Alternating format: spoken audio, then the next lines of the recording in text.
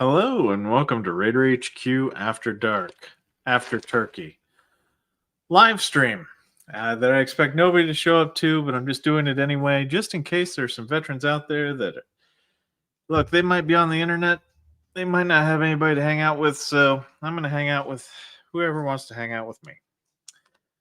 But did all the family stuff. I thought I was going to have a live stream a little bit earlier in the day, but it seems as though that the festival of family stuff kind of took over. So yeah, so that's basically what was going down. Oh, and I'll tell you what,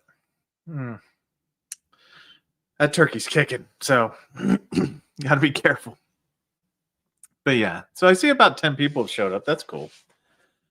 So it's going to be a little intimate live stream. We're gonna hang out. We're gonna just have a we're having Blue Falcon for Thanksgiving today. So, but yeah, I thought I'd just do a little bit of a live stream, see what everybody's doing. Besides digesting. How's everybody doing? How was your turkey day? I mean, if it was not good, it's fine. Mine was good. Hung out with the family for a little bit. And currently me and the dogs. Oh, thank you, Aquadrazi. Yeah, definitely. Just hanging out. Yeah. So it's going to be kind of podcasty tonight. So I'm just going to be rambling about stuff. Not really looking to get too deep into anything, but yeah. Kind of thinking about what's going to be going down for the VA in the next couple months. They walked 10 people out of my RO the other day for not making their performance numbers or standards, which is just fantastic. So, I mean, people are really losing their jobs and they're, like right before Christmas. I don't get that. Like, I don't know. I'm going to go on a rant. This will be a full on rant the whole time, but so yeah, like, people aren't doing well, and rather than retain them, retrain them, they're going to they walked 10 human beings out the door that it takes a minimum of like a year to 2 years to get their replacement trained up to where they're competent. It boggles my mind that you wouldn't want to try to retain the human beings. I mean, they obviously had a PIP, a performance improvement plan, because they weren't doing well. But right before Christmas, you're going to walk some people right out the door. I don't know. It doesn't make any sense to me. It does not. Happy birthday, everybody. Yes, Joe Black. Yeah, so that's been weighing on my conscience. I'm a big old softy, so I just, things like that really bother me, because I look at the people behind, like I look at the person behind the claim. I look at the person that's doing the job. Now, if they shouldn't be there, like they physically can't do the job, then that's something that they should figure out and, take upon themselves and go, you know what, I should find a different job. But if they're really trying and they don't, and it's just they got crappy training, and that crappy training just was never fixed. We're going to fire people, have a void in that position because you can't fill that position for a year, year and a half, 2 years. There's not going to be a competent human being sitting in their chair for up to 2 years. Yeah, it would be nice. I mean, like, I wouldn't mind going to Denver or, well, I wouldn't mind going to Baltimore, because those are the two different places where you do the trainings at. The challenge for Raiders is like Baltimore and then Denver. I wouldn't mind going to Denver.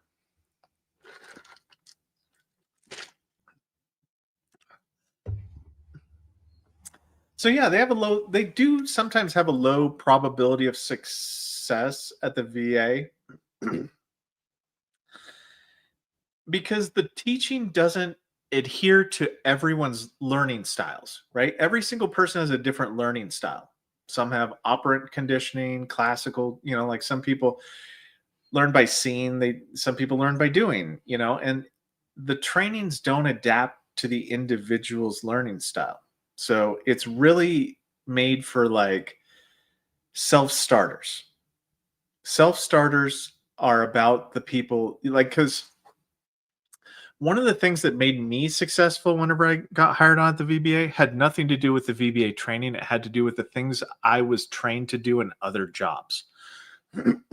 So that's what makes it weird is that, and that's why I harp on the training so much. Now, say what you will, a lot of the people work at the VA that have commented on some of my videos, nobody has disagreed that the training sucks beyond all recognition. They might disagree with how I talk about QRT, but they do not disagree with how how they don't disagree with how bad the training is. Because you can just see it. They have this thing called the AES survey, and the AES survey is always horrible for training. Like it is always just a bad, like it's never good. Communication's always bad. Thomas, I don't know. So here's the problem with this, right? If they outsource it to the civilian world, God help us all. Because it would be 1,000 times worse, in my opinion, just because if you outsourced it, it would create more siloing. Because even the outsourced people would still have to adhere to the same M21 manual. They'd still have to adhere to the same rules and regulations. It would just be the lowest bidder's approach to how to do the job, which is worse than what the VA has come up with. So, I mean, I don't see it as being a positive thing.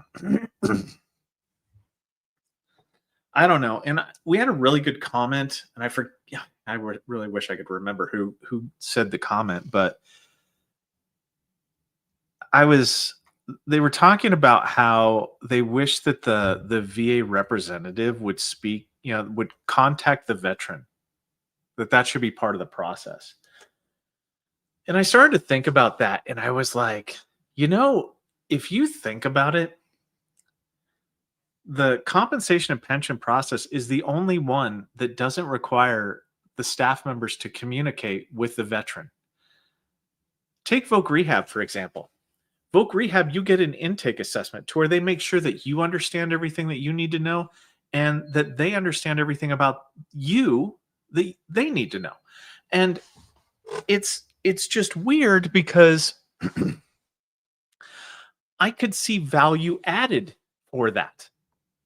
I could see value added in communicating with the veteran upon the claim submission part of the process. That would be a really great addition, in my opinion. Because why not only do 1 million claims right instead of 3 million claims where their majority of them have issues with them? Why not clarify with the veteran up front while you're talking to them for the intake assessment for their benefits? What is it that you're trying to claim? So that way, if the veteran says, is meaning something, they're saying something, but they mean something else, that way it could get clarified up front. I just think that was such a nice comment because I'm like, well, Voc Rehab. Oh, thanks, fam, man. Voc Rehab is a program that you have to qualify for that is up to the judgment of the person doing the intake as to whether or not you get accepted into the program. There's money involved. There's education involved. There's a lot of high stakes involved. So Why is it okay for them to talk to the veteran, but in compensation land, it's like he's got to say the magic word or else he won't get the rating. Like that's how I feel like. I feel like it's so hands off that we can't we can't actually, like, you've got to thread a needle in order to get your benefits half the time, just procedurally. I'm not talking about evidence right now. I'm just talking procedurally. You have individuals like VSOs, and I'm not picking on the VSOs right now, or accredited claims agents that don't directly work for the VA that are helping you fill out your claims. Why not have the people that know how the process works help you fill out the claims? Was approved for PTSD day after CMP. Is this normal? Yeah, it can be, Jeff. It can be it can be a normal time frame depending on the turnaround. I know, like this is what I'm talking about. Like imagine if we could clear up common misunderstandings up front. Wouldn't that be cool? And that's why I get so sideways with Doug Collins, because so far he's flapped them lips pretty good, and I don't dislike the guy, but I'm just saying, like, I had high hopes for him, to be a good steward, because he's a veteran, to be a good steward of the VA and kind of lead us towards a more veteran centric approach, one that would be more efficient, that would be more, I don't know. Not everybody's going to get rated, granted or something like that, but a process that levels the playing field a little bit better. So, happy Thanksgiving, everybody. Hi, Jarhead. So, yeah, I really wish that,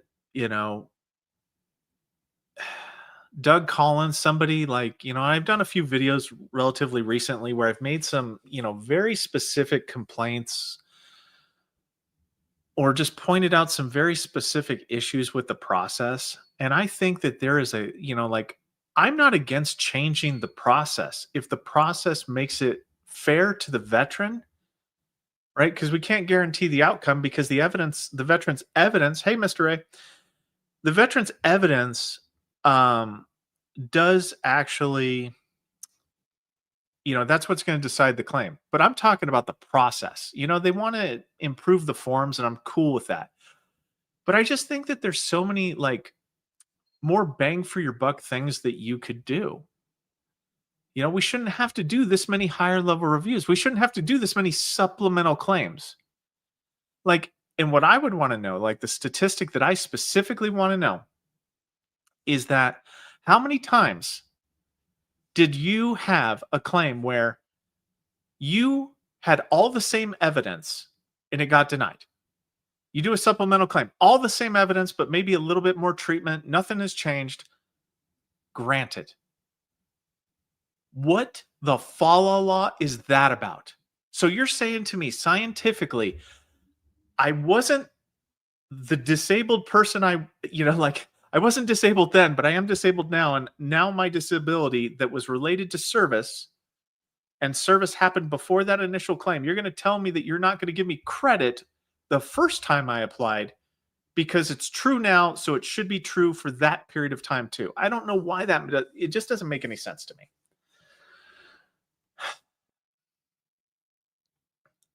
Hold on. I want to see what Jason said here. What does it mean that the VA sent me a letter saying that they had a duty to assist, and in the letter it says that they made a decision before getting all the evidence, and also stated that they tried calling me, but the calls never happened. Okay, Jason, thank you for bringing this up. Okay, today I'm gonna spill a little tea, okay, on the VA process for you. So what does it mean? It means that they prematurely denied you because you had either some private medical records or some evidence that should have been gathered prior to getting you an examination. The development actions by the VSR were not taken. So the rater rated the claim, denied the claim, but there was a duty to assist, which means get your evidence for you, especially federal records. And once they get those federal records, then they should have gotten the exam. But either they got the exam prematurely or they didn't get you an exam at all and just denied you. So you're going to get another shot at a good exam, hopefully. Now, one of the things that I want to, the reason why this is still up here is because there is no way to audit whether or not somebody tried to call you. Now, this is going to go back to the fact that this is points, quality and production, right? So this is a behavioral thing that I've seen before. Now, I can't generalize this to every single RO, but I have noticed where people will say, hey, look, I tried to contact the veteran, yada, yada, yada. And I'm like, okay, it is 6 o'clock. Like, I'll look back at their notes and their notes have a timestamp on it of when they submitted that note. And I'm like, wait, it is 6:20 in the morning, and they live on the East Coast. And that's a few hours behind us. So what do you like? You called them at 4 o'clock in the morning and you expect them to answer? Like, that's disingenuous up front. Now you've got the people that they'll say that they called and they never called. And that happens. That does happen. People can call me out and say, I've been working here for 87 years and never seen it. But, and that's cool and all. People can have their own personal opinion, but it ends at the tip of their nose. But the things that I've witnessed and seen is I have seen more often than not VSRs and sometimes even raters lie about contacting the veteran, or lie that they tried to contact the private provider that did your DBQ or medical opinion. Like, so it is just, it bothers me. So migraines denied directly and secondary to service-connected mental health. And it can be real. Yeah.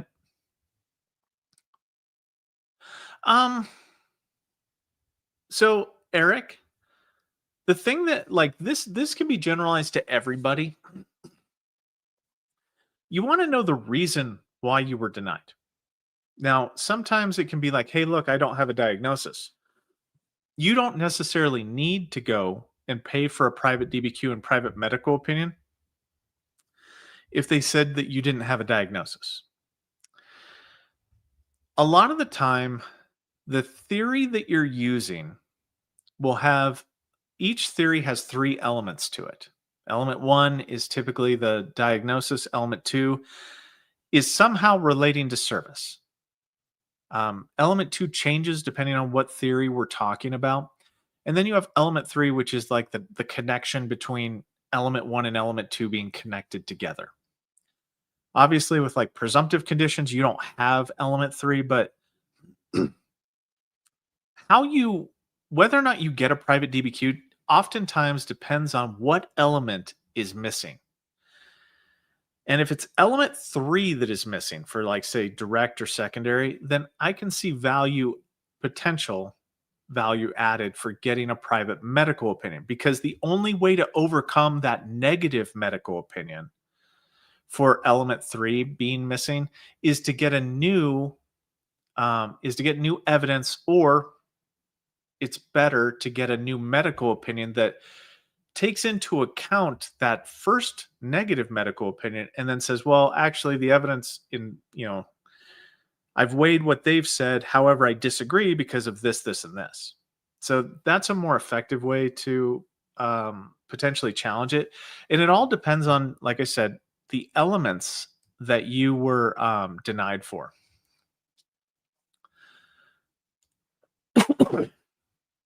But,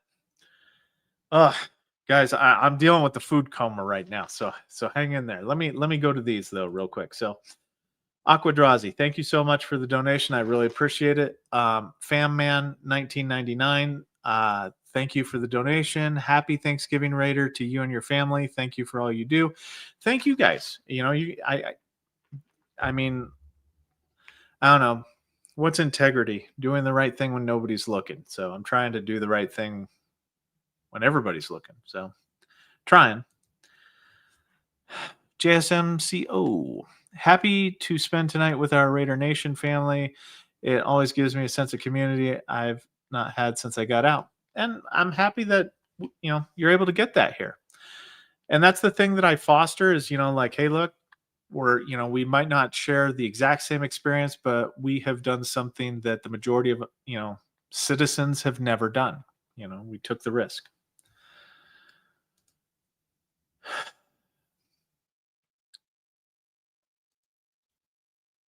Clemson, I keep watching the videos, but for some reason I can't bring myself to go through the process of submitting another claim. It's like I'm dreading it, and I don't know why.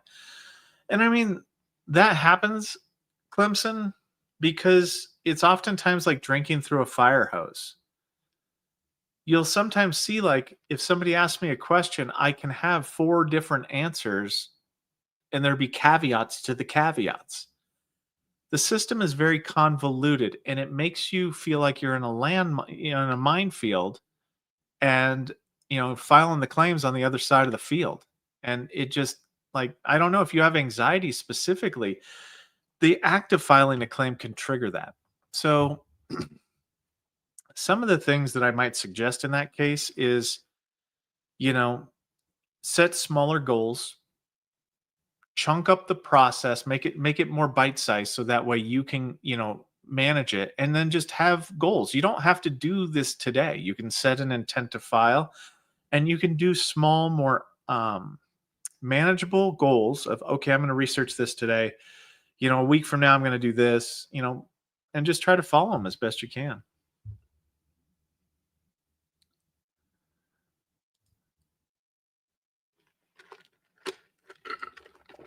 What do you mean by this, Jason?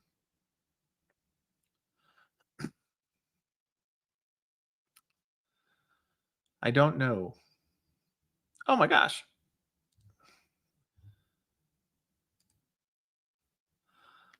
It's me, Sega?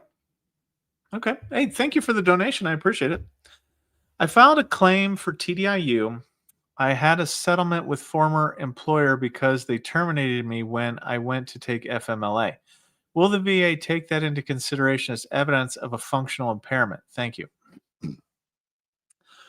Okay. Now, it's really going to come down to, what does that FMLA paperwork say? If the FMLA paperwork is like for your child, sister, cousin, brother, something like that, to take care of them, then no, that will not be favorable in your context. But if your fact pattern is that you took the FMLA for your service connected disability, then yes, that is actually very persuasive. So that's something good to have. And happy Thanksgiving again, all. Doc Shelley. Doc Shelley, you sound like I feel half the time. I mean, I get where you're coming from. Dirty snakes half the time. I feel you. I've worked at a few different VAs, and it's very weird. Very weird. I don't. They have this saying, like, if you worked at one VA, you've worked at one VA. And I tend to agree with that terminology. I've worked at a bad VA before. I had to give congressional testimony at one VA before. I mean, like, when it's bad, it is like the most abusive relationship you could ever imagine. And I'm not embellishing that. I'm not trying to discount emotional, abuse or anything of that nature. I'm just saying it's dirty, it's petty, it's vindictive. I have seen them go after people's licensures before for no reason other than out of spite. Like, that's why, like, sometimes you can have a really great VA that you work for, and it's like really, kumbaya, and it's great. It's good until it's not. And when it is not, it can be just a horrible place at times. Just watched your 2-hour live, Raider. You stated dizziness is not secondary to anything and caused by nothing. There is a lot of bad info in the ecosystem. So what this has to do is vertigo. Vertigo itself cannot be secondary to anything else, because what will happen is it'll get combined with the primary condition. Vertigo and insomnia are the two disabilities that this is true for. Everything else, it doesn't work that way. You can get them separately, as long as the 38 CFR Part 4 allows it, you can get them separately granted. But insomnia and vertigo, which is essentially dizziness, those two have their own special statements in the M21-1 that says you cannot separately grant them. And if they are secondary to something else, then they should be severed or never granted to begin with. Now, they can be directly service connected. So as long as it originated in service, and as long as there's no etiology or cause for the symptoms of insomnia or vertigo, then they can be granted directly using the direct theory for service connection. But oftentimes people try to do it secondary. Now, vertigo also breaks that rule a little bit whenever it comes to Meniere's disease. Meniere's is about the only exception to that rule, because Meniere's can include vertigo and it can be separately rated or combined in under the umbrella of Meniere's. Sorry, it's probably confusing. Filed my first BDD last week, but didn't like the 21-526 my VSO uploaded. I uploaded a corrected one a week later. Any issue? As long as you're still within the time frame, it should be fine. Duplicative forms like that are okay. What'll happen typically is that they'll look for differences. They'll contrast the two forms and look for differences, and then they'll add missed issues, like issues that were on one but not the other. They'll add those to your claim. So it should be fine as long as you're still within the time window of the BDD. Was it 90 to 180 days, I think, if I'm just from memory. Hold on just a second. Had to cough. Vertigo can never be secondary. No. Vertigo can never, ever be secondary to anything else.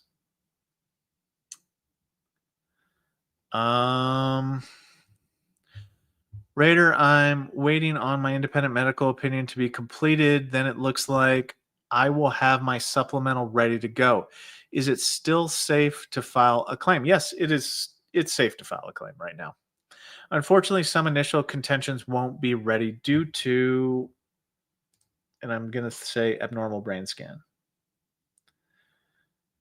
Yeah, I mean, you can file now. And I did want to clarify something, because Mr. Ray's here. I did want to clarify something. So I had said something beforehand in a different video, and I would like to restate the context of what I said. I had said that, what is his name? KMDR, the other Raider guy, the other YouTuber that used to be a Raider. I got a video for that guy. I want to say I have nothing against him. Like, he has helped a lot of people, and I have nothing against him. The only thing that I do that rubs me personally just a little bit the wrong way, because he can have his business, right? And Mr. Ray made some great points, and I was like, man, I did not explain myself in a very good way about that. And I just wanted to say that I don't dislike the guy or anything like that. It's just that, like, his business model would not work for me. Like, the way he goes about things is not how I would go about them. And I just kind of said my internal thoughts out loud. But he has helped a lot of people, to his credit. So I just wanted to say that to clear the air, because Mr. Ray did kind of put me in check, as to say. So thank you, Mr. Ray, for doing that for me. If you document a fall on your exit exam, but they don't develop it, does it hold value for development? That is a very weird statement. The example TBI and shoulder pain. I have impingement in my shoulder per MRI and orthopedic doctor. If you have a fall reported in service, then that should satisfy element 2. So yeah, that should satisfy element 2, just the fact that it's in there. Now, what can happen, and I've seen this a lot where people, a lot of veterans don't understand the fact that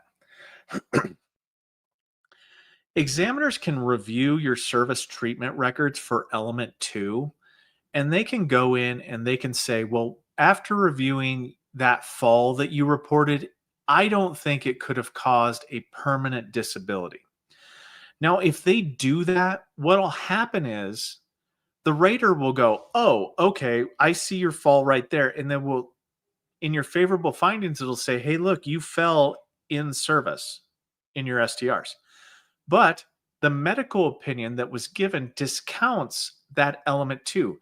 So they kind of hide it from you when the examiner does that.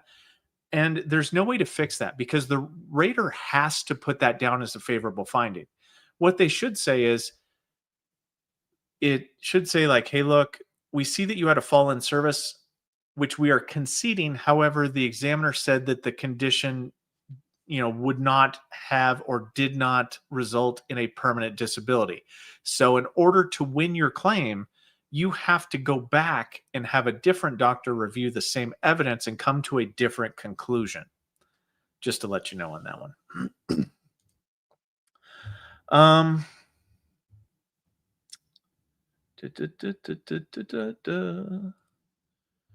Is an ACE review normal for an ED claim secondary to PTSD due to the PTSD meds? It's not good or bad. An ACE exam is required. So PTSD itself is excluded from the ACE process because it's a specialist exam. But every claim or every exam request should have an ACE exam built into it, unless it's on the exception list. And the reason why is because MDEO has mandated that that's the way that the VSRs and the raters who do exams have to do it. It's not like, oh, I'm going to try to, jack this person up by sending them for an ACE exam. It's not like that. It's a mandatory requirement that they have to send it for an ACE. Now, ACE just means that the examiner, if there's enough evidence to do so, they can review your records and not call you in, which they seem to do it a lot more than I've ever experienced it, but they do it to a lot more veterans nationally than they do locally for me. But the ACE review typically results in you physically attending an examination. So it's not good or bad. It's just normal part of the process. So rated 70% PTSD, 70% TBI, combined 70%. This is, oh gosh. Could this be an example of a strong claim for IU? Okay. Just having a diagnosis is not necessarily holding a sneeze. Wait. You ever have that time whenever you're going to sneeze, but then you stop and then it's just sitting there? That's where I'm at. Just do it. Come on, get me. Come on, kill me. Sneeze. Do it. Do it now. Okay, I guess I'm not going to do it. So the actual disabilities themselves as they are, so the 70 and 70 combined into 70, that doesn't weigh anything into whether or not IU is favorable or unfavorable. Because what happens is, like, let's say you file an IU claim, you're still going to need to go for an economic impact assessment. So they'll do they'll do an increase exam on your PTSD and your TBI. And what'll happen then is the examiner will go through and they'll say, okay, well, what functional limitations for employment does the veteran's PTSD do? And what functional limitations does the veteran's TBI provide? Okay, now let's list out those functional limitations for the rater. And then it's not even a medical determination. Like TDIU is not a medical determination, it is a rater's bias determination. The rater, who is not typically a medical professional, makes the determination based upon how they feel about your evidence, because they're not subject matter experts on your, like, what job you do. They're not employment counselors. They've never worked for, well, not all. I know one that has. It's a buddy of mine, and I'm hoping that he will start a YouTube channel for voc rehab. But I know one voc rehab counselor that moved over to being a rater. He's a really great guy. And but beyond that, it's like just asking your neighbor to judge medically whether or not you can work a job. That's as much like competency that the rater has in doing that. We're just given that authority, and it's weird. Like, I don't think we should have that authority. I think that we should let the examiner determine it and not the rater. But the raters do. So one of the things that you have to do, like how to make a strong IU claim, submit the last job you had's job description. Like, what were the tasks? What were the duties? So that way, whenever the examiner gives the rater what limitations you have due to your disabilities, they can contrast that with your job description for your job. Because you could be an underwater basket weaver. I don't know. I don't know what that job entails. I don't know if it has heavy lifting, standing, scuba diving. I don't know what's going on with it. And neither will the next rater.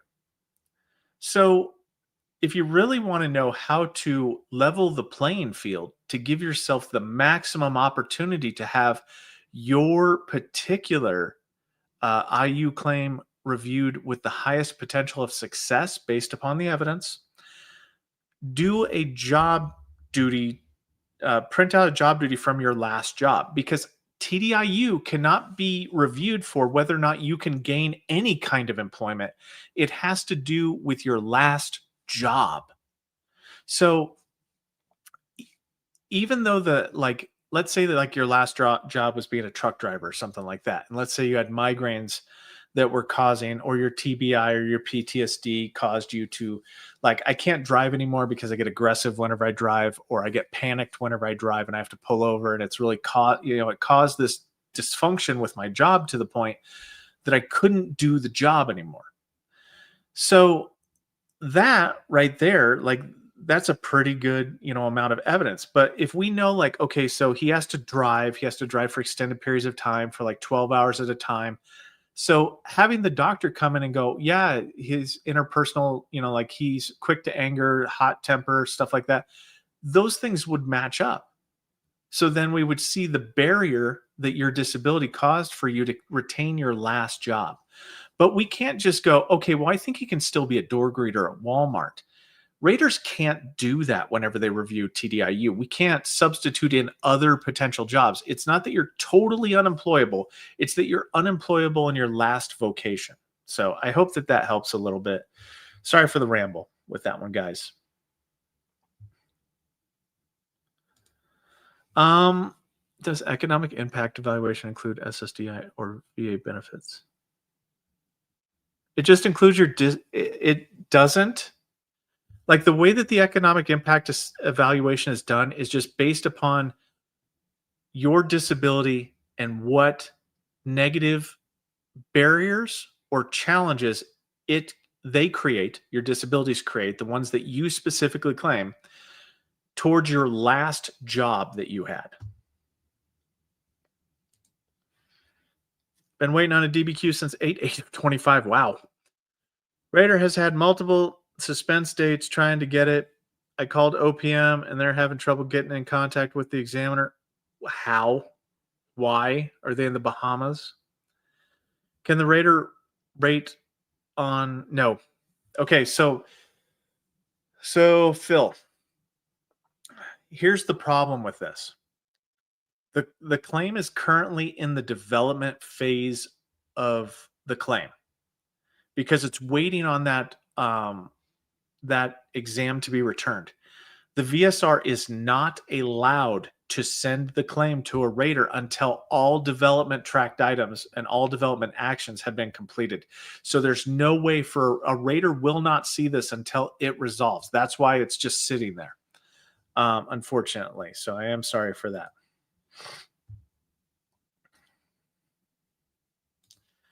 I hate the part of Terra where examiners use the synergy of all deployments. It just seems like such a good start to a denial. Do examiners ever break down toxic exposures in locations? They do not. But that language of the synergy of all deployments,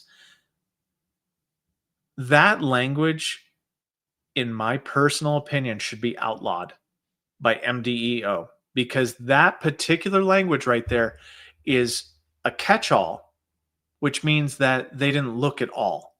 I want you to specifically, and I sometimes get really into the weeds on this where I'm like, I need you to explain and provide a rationale as to why you don't think this is caused by that. If we have a list of chemicals, like obviously if you just went to Southwest Asia and that's it, then we would use burn pits, we would use, fine particulate matter, things like that that are common to those places.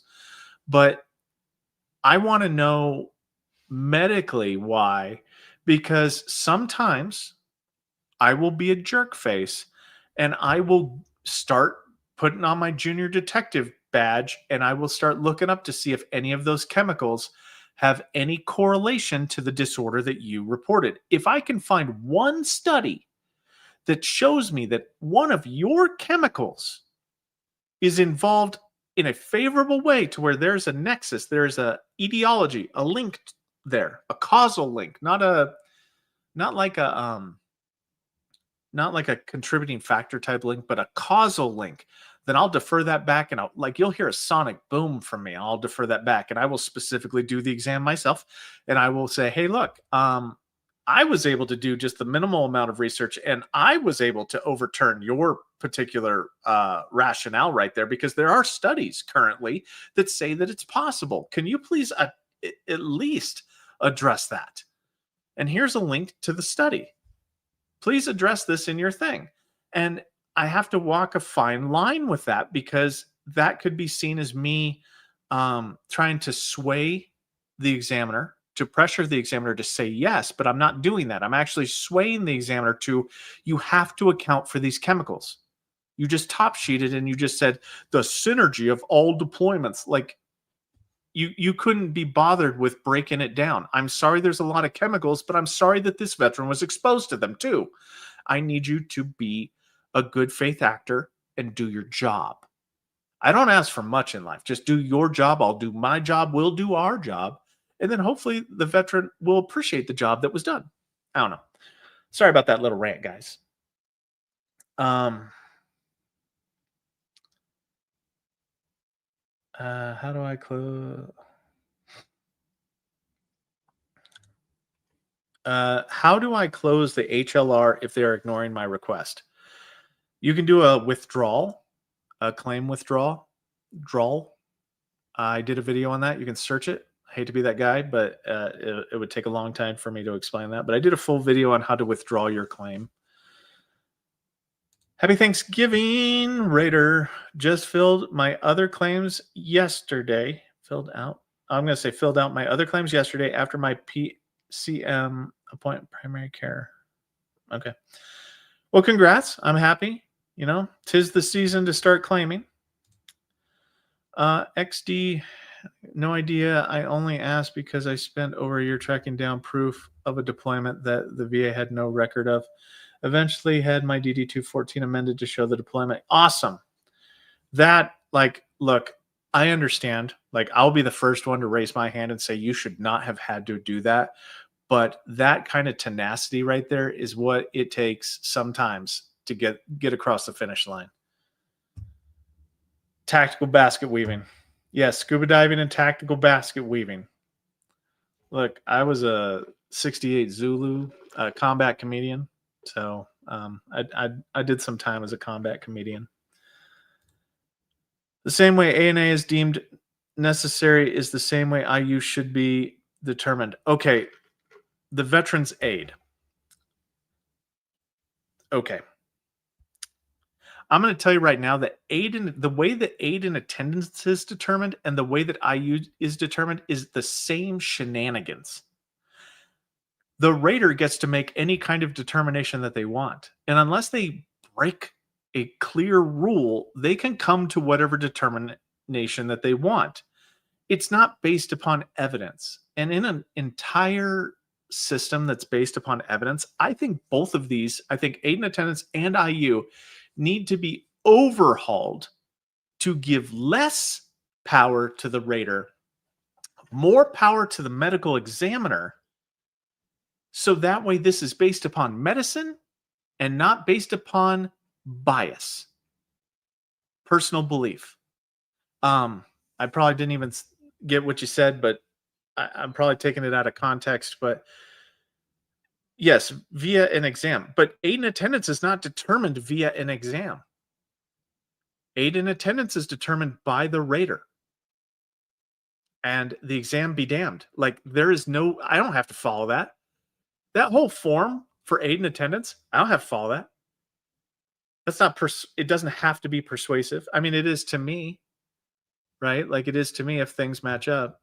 But yeah, I just, I'm looking, I don't know, Thanksgiving, like, what do I give thanks for? I give thanks for we at least have a system that somewhat works, but I want to be thankful that hopefully somebody pulls their head out of their fourth point of contact and improves this system. Not to take benefits away, but to actually make it to where it works and it functions with the same laws, rules, and regulations in terms of who has the authority to determine. If it's a medical decision, medical doctors should be making it.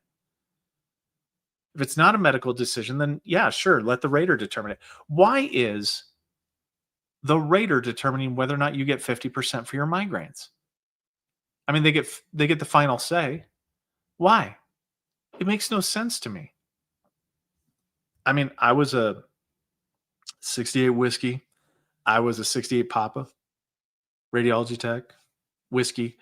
I have a medical background. I spent a number of years in the medical field, in ERs, doing stuff. And it's a family calling. I gotta lay low, probably yelling. But, and now I lost my train of thought. But I mean, I've been in the medical field for quite some time. And I don't feel comfortable making those determinations because I can't diagnose those things. So why am I getting a say? Why am I getting a seat at the table? Why don't I just follow the rules and regulations in the M21 manual and let the doctor determine it? That's just my 2 cents. I don't know. Okay, hold on. I've gotta turn this off because they're gonna just keep calling. There you go. Okay. Well, I'll probably have to go here in about 20 minutes before I catch wife aggro, and you don't want that. Mr. Ray.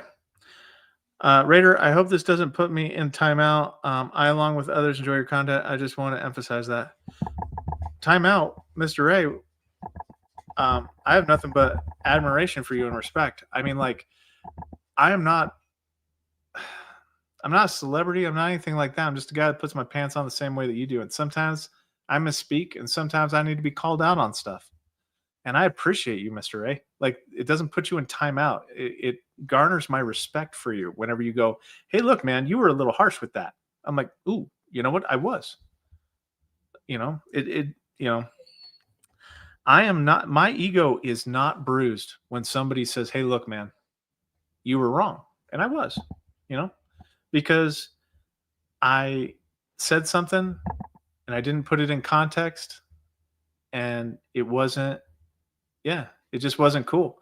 Because even though that person, even though I don't share their same business model, they're doing a lot of good. And anybody can spend their money however they want to. So everybody's an adult here. Everybody can do whatever they want. And he has his right to have his business. And you are 1,000% right on that. And I didn't take that into account whenever I formatted my opinion. So no, you are not in timeout, sir. I appreciate you. Fire for effect. I watch content all day and you're the best in my view. Oh, well, thank you. I appreciate that. And thank you for the donations. I appreciate them. They're not required in any way, shape, or form. Um, I just I want to know what that is. Can we pay for a? I'll look to see if Steve followed that up with something. But that is an interesting start to a question.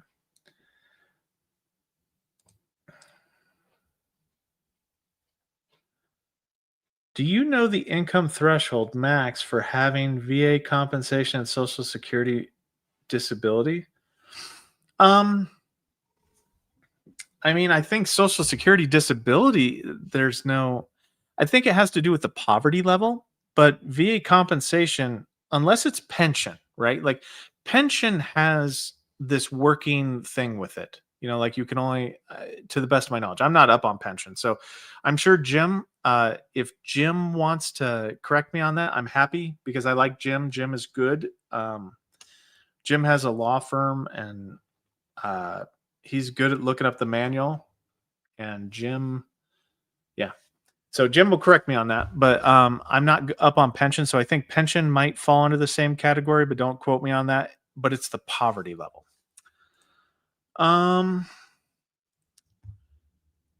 What about peace veterans served in Germany who are claiming PTSD based upon experiences in Fulda Gap?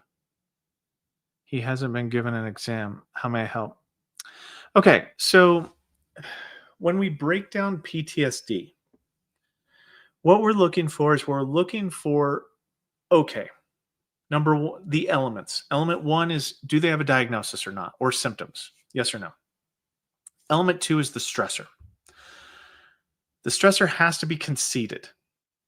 So for this one, I'm going to say it's non-combat or it's personal trauma. So if it happened on base or during the pursuit of a military activity, then it's non-combat. If it's just something to where so there I was, and then shiitake mushrooms went sideways, then that's personal trauma potentially.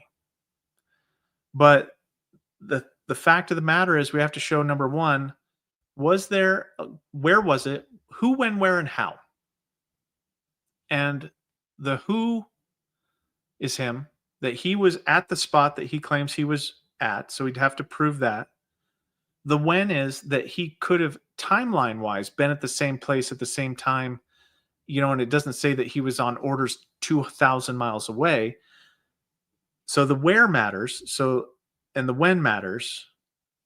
He has to be at that location so he could have participated in the negative thing. Now, the Fulda Gap thing, I don't know what that is.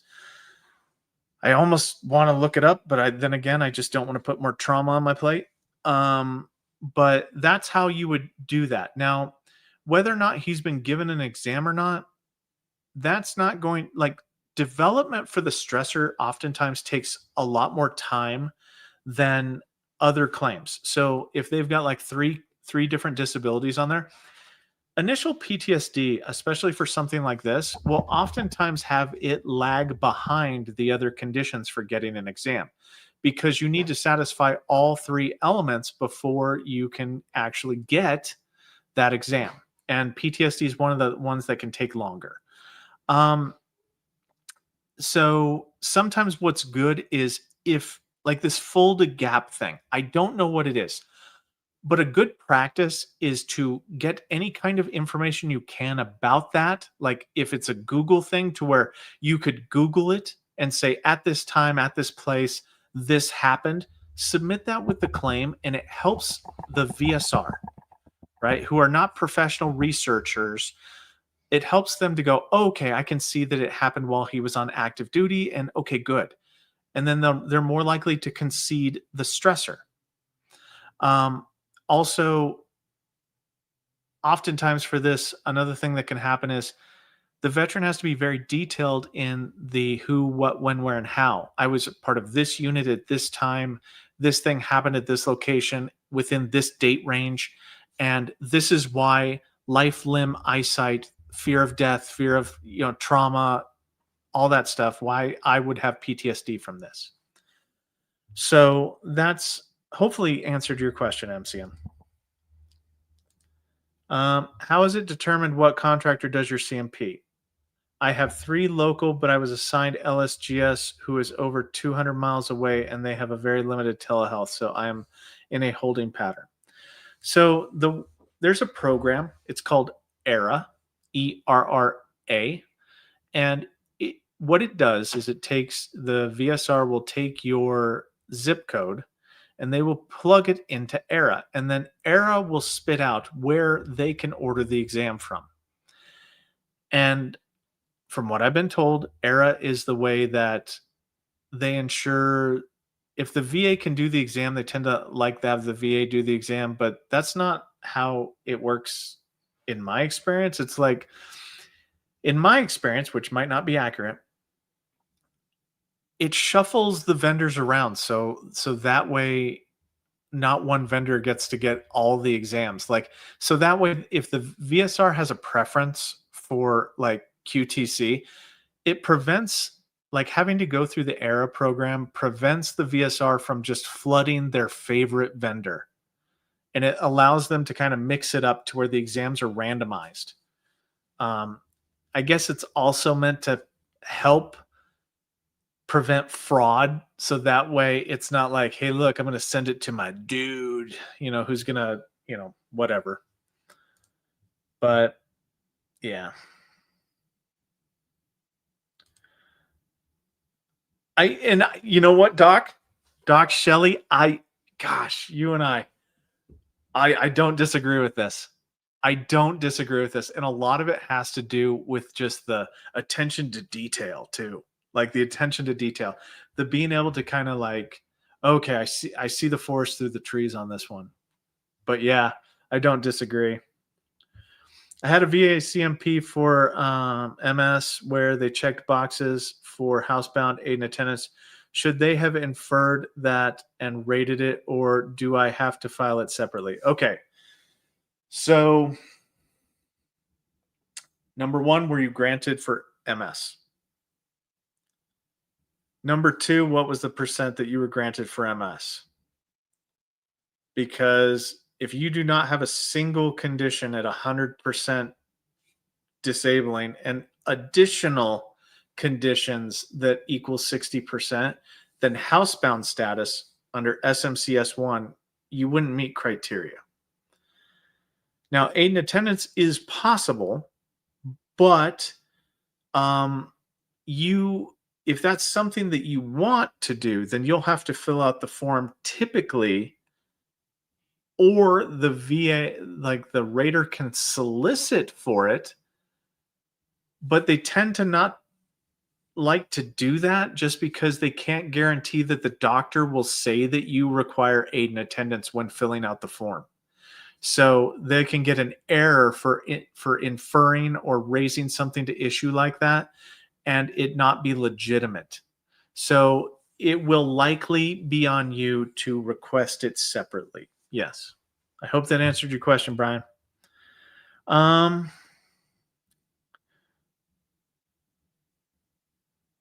Mr. Ray, like, yeah, I mean, no, but you said some powerful things to me, and you changed my mind, Mr. Ray. Thank you for that. I don't know what the context is on this, but sure. Just want to know how to speed up a claim. You can't. You cannot, Phil. There is no way on earth and under heaven to speed it up. And, well, I should say no legal way to speed it up. And I would not seek otherwise. The only other thing that I might suggest sometimes it's a good idea to do is to call up just the 1-800-827-1000 number every once in a while and just say, hey, look, is there anything you guys need me to do? And that way, if they're waiting on something, you can try to get it, potentially if that's within your power. And sometimes that helps out. But there's no surefire way to speed anything up. It's just, it's a force of nature. It moves on its own.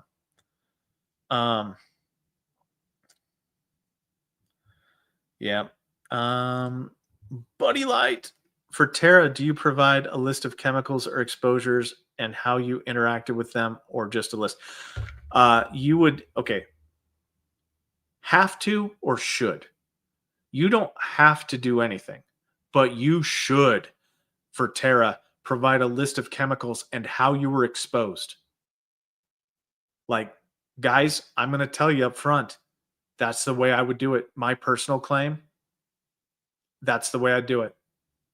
That's not me embellishing anything. I'm not saying anything out of ordinary, but you have to do that if you want them to consider it, because there is a current fight between, there's two camps, and the camps are in both VSR and RVSR.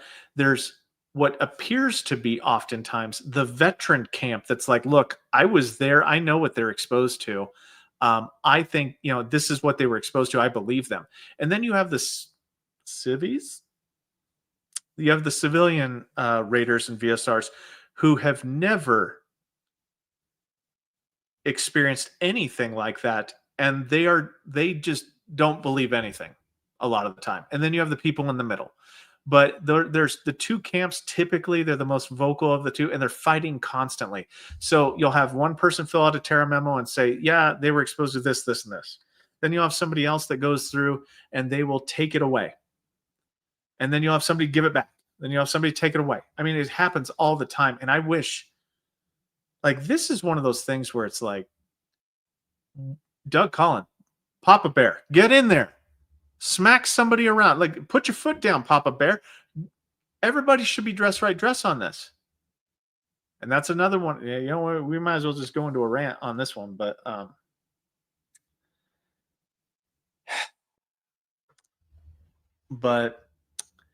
I mean, I'm just going to say it. Like, I wish Papa Bear would get in there and go, look, one way. We have to make this as black and white as possible so everyone gets the same experience. We shouldn't have 10 people get 10 different experiences with the same evidence. It shouldn't be based upon the employee you get as to what the outcome is. It should be based upon the evidence that you have is what the outcome is. And that should be generalized across the board. Like, it drives me mad that my best advice oftentimes when you guys make your pleas to me and you ask me, hey man, I don't understand which way is up with this. What should I do? And I'm like, 9 times out of 10 is get it in front of a different set of eyes is my answer. Because that can oftentimes be the difference between a grant and denial, is just the internal bias of the people that were looking at it at the time. And that's another reason why I sometimes say, hey, look, guys, you shouldn't do a higher level review because you're putting it in front of another set of eyes that can disagree. And they have the power to. They have a lot of power. You don't want them to disagree because it takes things away oftentimes. So that's the part about, like, tonight's, I'm looking for change, but not in a bad way. I'm not saying take stuff away from us, but I'm saying, like, we need some change to where there is consistency in this process. It shouldn't be apples, oranges, and tricycle as your options sometimes. Like, how did we get to tricycle? Who nominated tricycle in this? Like, I don't know. I'm just going off now. But all right, Defender, there's a corporate flash for Barry SMC. What's up with that, Raider? I don't know. Like, there's a lot of stuff going on. Like, nobody tells me anything. And flashes are not, like, Raiders don't really care about flashes. That's a VSR thing. Like, that is a VSR thing. I haven't researched it. I mean, if you want me to, I can kind of try to research that, Defender. Like, I can try to go through with it. But flashes, okay, so what happens with flashes is there's a process to put a flash or take a flash off a veteran's claim. A lot of popular flashes are homeless, terminally ill, things that get you priority processing. However, there are also flashes for, like, Vietnam veteran, for different categories. And the flashes are used to track claims for, like, congressional review or something along those lines, to where if OIG is doing something, or if, like, they want to track how certain claims, like, if they're going to give a certain demographic of claims to a specific RO for a special project, then they'll use flashes in order to kind of wrangle them all up and keep them together. It doesn't tell me anything right now that they have flashes. if you get an SOP on it, or if they put it to a special project like a national work queue special project or something like that, then I'm not up on everything. So I do apologize for that, but I might be able to look at it if you think so. Artillery here, tired of my earrings, hearing my hearing loss, migraines plus, thinking about filing after years of struggle. Keep on mission, Rare. Thank you. Happy Thanksgiving. Happy Thanksgiving to you too. Fire for effect.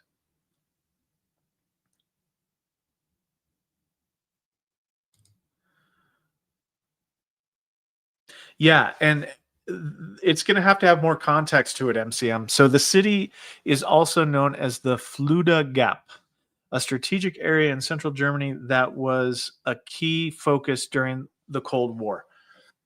I want to know what's scary about it.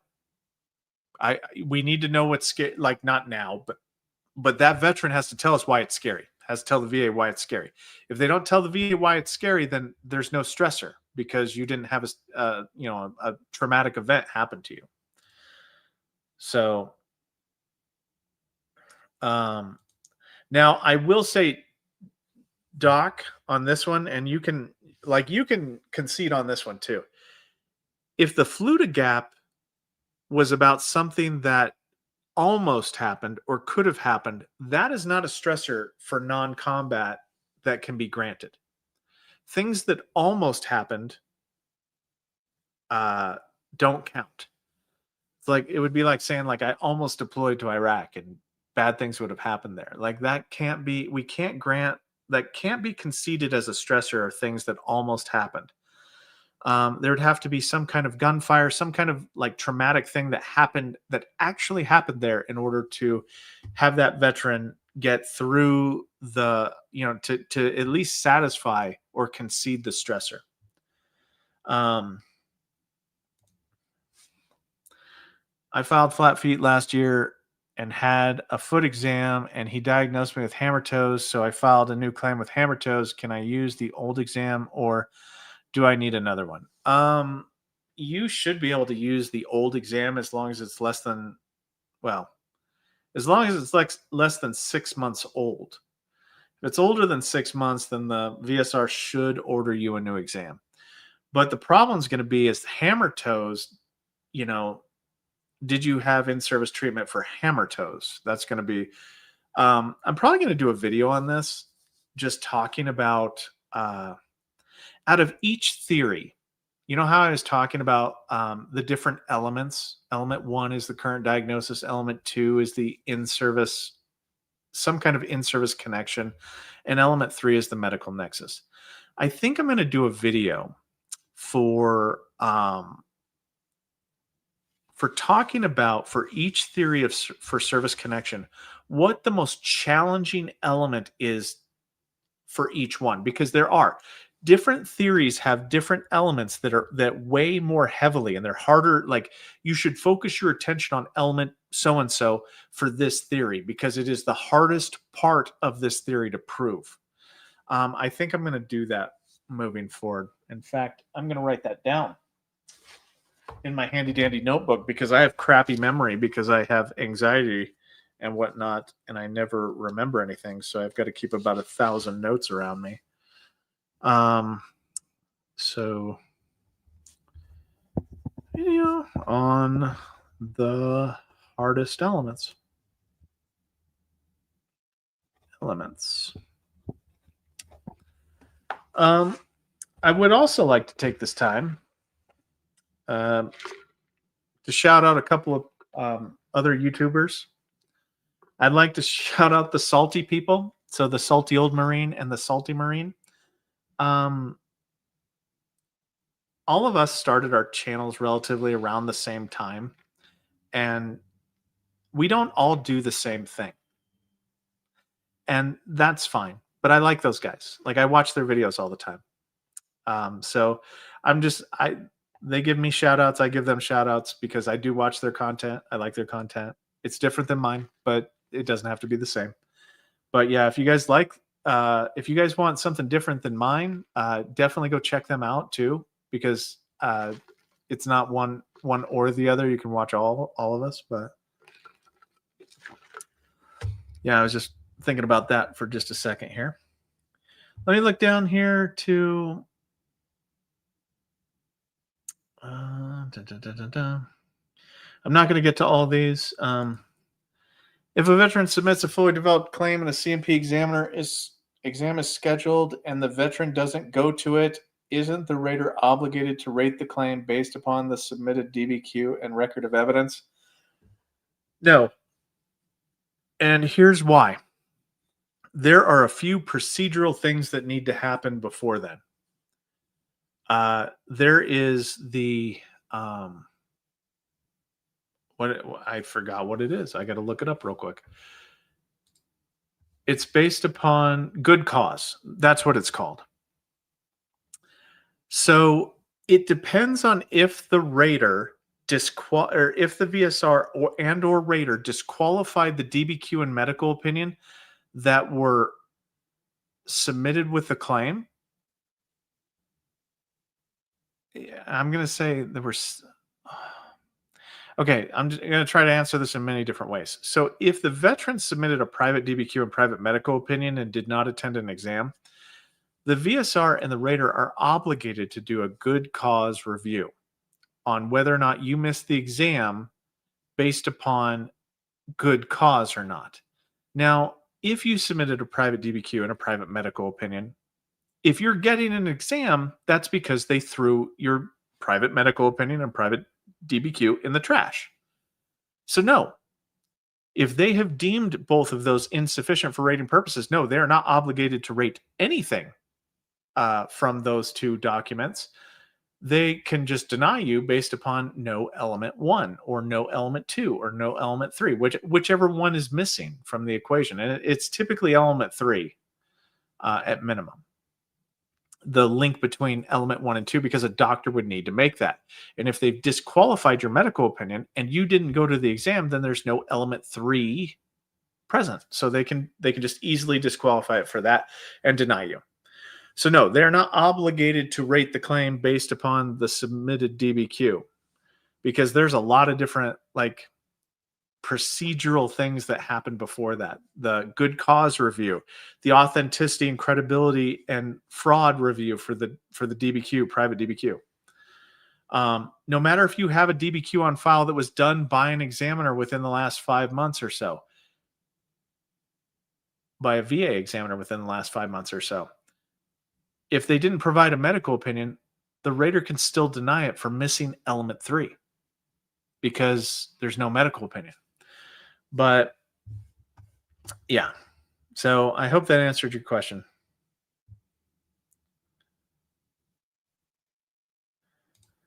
Brian, you have to have a natural 100. You have to have one condition that is 100% itself to get this SMC S1 housebound. A culmination of the 100%, that was taken away. So relatively recently, now you might have gotten in before this, you might have gotten in after this, but I did a video on this where in the updates to the M21-1, where they took away veterans' ability to use conditions like MS, diabetes, Parkinson's disease, and take all the symptoms and combine them into a 100%. The VA took that away, and they did it very quietly, and very few noticed. And I'm still upset about it because you look in your picture like a younger guy, but it unfairly targeted the Vietnam veteran community, or the Vietnam era veteran community, I should say. And because those are the individuals who, due to Agent Orange exposure, are more likely to have gotten a lot of those presumptives for the diseases like diabetes and, Parkinsonism, things like that. But yeah, if you don't have a natural 100%, then unfortunately it can't qualify for that. Now, aid and attendance is different. So, you'll have to sort that out, but yeah. Supplemental PTSD awarded 50% due to lack of symptoms, but narrative supported 70%. Requested bump in rating or re-eval exam granted and awarded 70%, but denied retro pay. Treated it as an increase. And that That right there is based upon 38 CFR 3.2501, the date the entitlement arose. The only way that that 70% could have gone back to that prior claim is if you could show that there was a clear and unmistakable error on that particular DBQ. If not, then the facts found in that DBQ are true, and you are truly 50% based upon that evidence. You can't override that evidence with a new exam.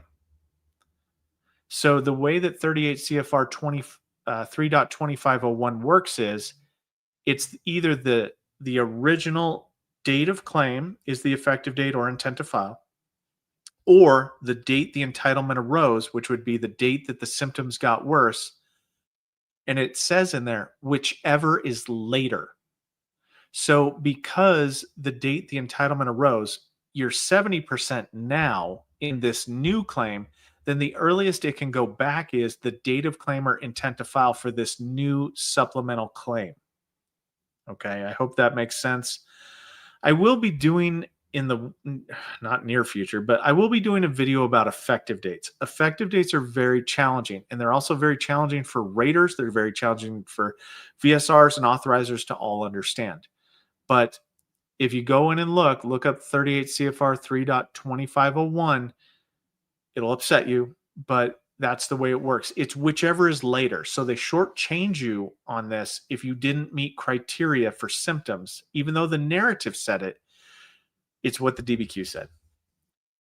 And if they manually updated you, then that might not have been due to symptoms that were, air quote, true at the time.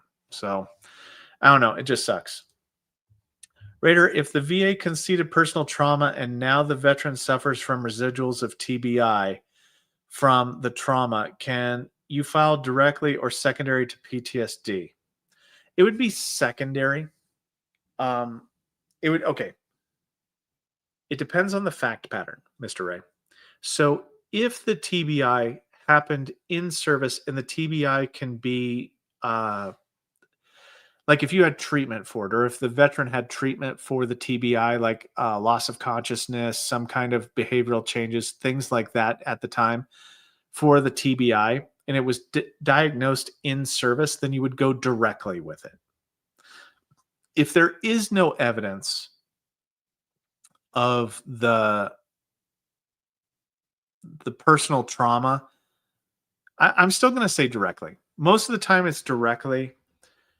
There can be a case made for secondary if direct isn't there, but it's much harder to make. I would go direct. That's final answer on that. Mr. Omar. Raider was able to clarify my independent medical opinion versus Nexus on the ACE 2 days ago. Hopefully I get OSA connected this time. Thanks for that video on the difference between independent medical opinion and Nexus letter. Thank you, Mr. Omar. I'm going to tell you, though, it grinds my gears with this terminology thing because the veteran community uses weird, like IMO is not something that's used on the inside. It's just a medical opinion. Like that's all we call it. We call it a medical opinion. It's a medical opinion.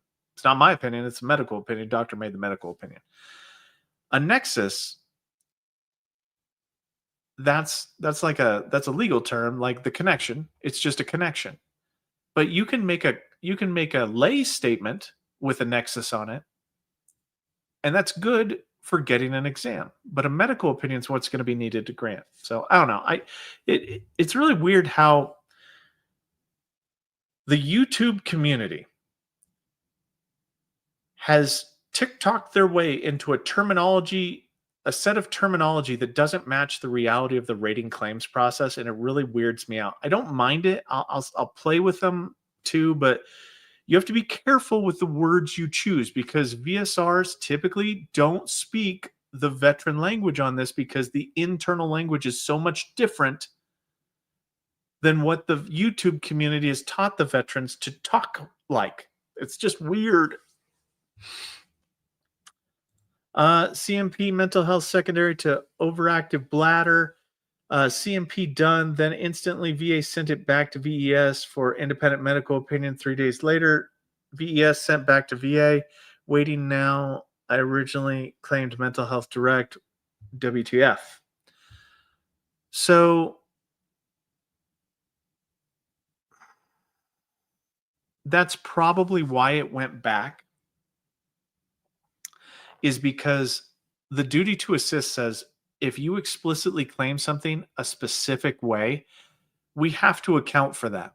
So if we sent it secondary to the overactive bladder and we did not give you a direct medical opinion, because the examiners will only do what we ask them to do. So they will not provide more for the money because they don't get paid for that.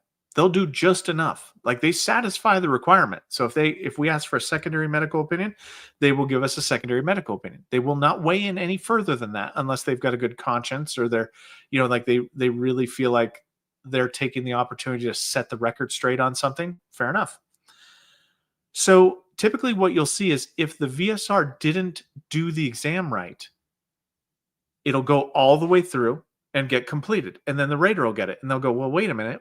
You didn't do what the veteran asked you to do. So they'll send it back and they'll have it done again. So this is very normal. But the WTF is that a staff member screwed up. That's what that looks like to me.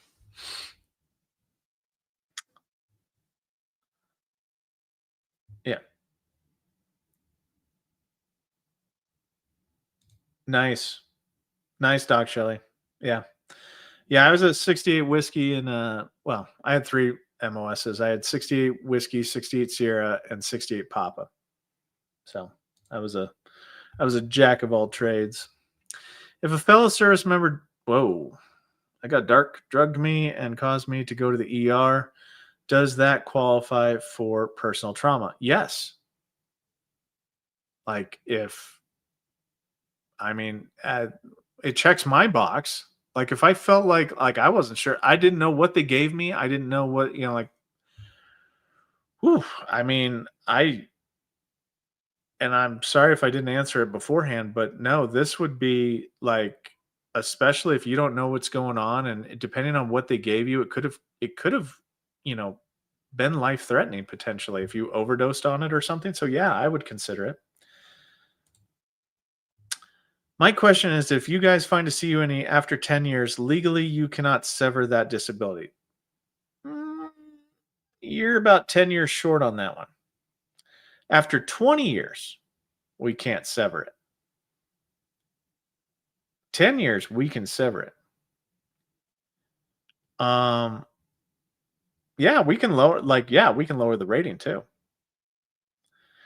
But the 20-year rule is the one where we can't sever it unless fraud was involved. That there is no real 10-year rule for that. So I wouldn't go peacocking around on that one right there because they will accept your challenge. So 20-year rule.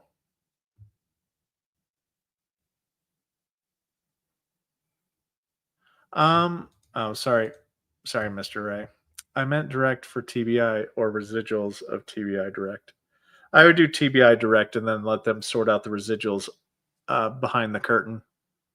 Don't worry, they'll sort it out. But you want to make sure that whenever you do something like this, don't try to overthink it. Okay, don't try to anticipate what they're going to do. Just go ahead and just say, "Hey, look, I've got this, this, and this," and then they will determine the TBI SME subject matter expert. They'll determine whether or not what the residuals are after the examiner reviews it, and then they'll see what needs to be combined or separately rated. So just focus on the TBI, the primary condition, how you want to claim it, getting the evidence for that, and then let everything else, just kind of work itself out. Because even if the residuals aren't addressed in the first go around, you can just do an increase and then just address them then, or a supplemental claim or higher level review if it comes to that potentially. But the goal is to always get the primary condition service connected and focus on the residuals kind of afterwards. I underwent 2 surgeries at the VA. Both times they didn't anesthetize me before starting the operation. Oh my God. That is horrible. Ugh, I can't even with that. All right. Old Nuke, you had mentioned basic training video for medical professionals for DBQ completion. Still considering? Mentioned it to my MD. He said, cool. I mean, I got to be careful with that one. So I'm still thinking about it. I got to be careful with it because it's just got to be, especially in the environment that we're in. We don't want Lieutenant Dan flying in on his beautiful, beautiful blue wings and, crying foul, just at the mere thought of educating these medical doctors about the legal process. So I still have to think about it. Submitted a FOIA for my last previous DBQ, got an email saying the files were ready. All they sent me was confirmation that the letters for the appointment and no DBQ online states processing. Oh my gosh, that's horrible. That is so horrible.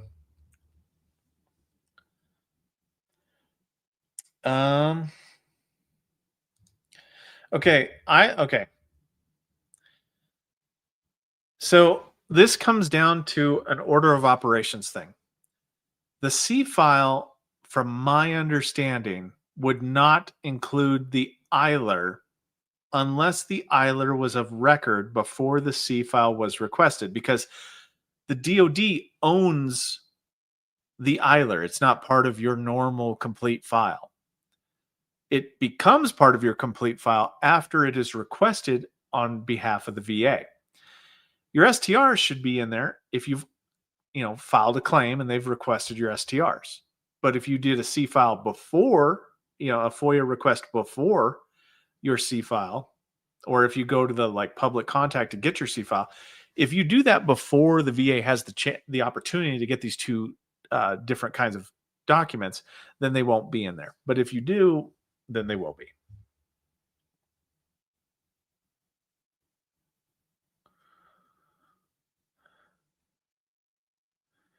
I'm just looking through here. Ugh.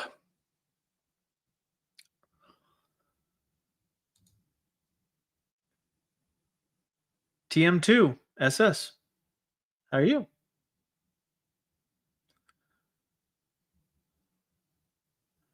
Okay. If they rated some items at what seems like a lower percentage, but I got 100% PNT, should I just leave it alone?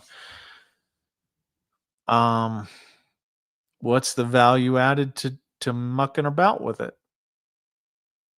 Right? Because I can get behind the fact that maybe it's a personal thing, right? Like, I need the VA to own up to the fact that they have caused me this much pain and suffering. That is one thing. Now, I will say that is one thing that you could potentially, want to seek out. But I will tell you, if you have no monetary gain to it, I would leave it alone. But it's up to you, right? This, some people, it's the hill they want to die on. Me, if I'm 100%, SMCs are the only thing that I really kind of look towards potentially getting service connected. Or, you know what? Like, let's say I'm a more seasoned veteran. I'm starting to get, older.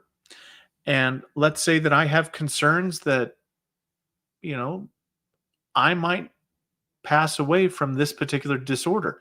I want to make darn sure that disorder, if I can, like if there's evidence really supporting it, like let's say you have a good case for let's say you're a Vietnam veteran and you got a heart condition, you got ischemic heart disease, presumptive condition for Agent Orange, but you're already 100%. Should you do it? Well, yeah, I might.